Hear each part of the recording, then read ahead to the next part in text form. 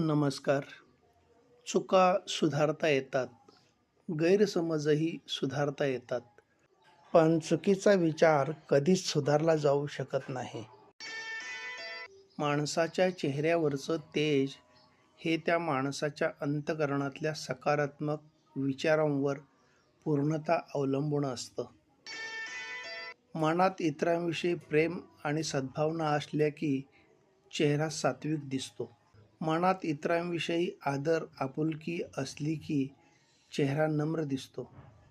मनात आत्मविश्वास असला की तोच चेहरा तेजस्वी दिसतो. त्यासाठी कोणत्याही कृत्रिम मेकअपची गरज नसते. अहंकार प्रत्येकाच्या मनात असतोच. त्याचे पण दोन चेहरे असतात, एक स्वाभिमान आणि दुसरा गर्व.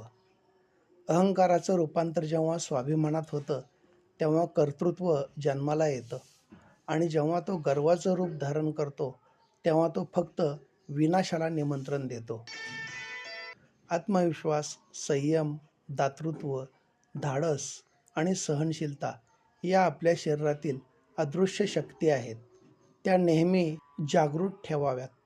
मग आयुष्याचा प्रवास हा यशाचा राजमार्ग झाल्याशिवाय राहणार नाही. धन्यवाद.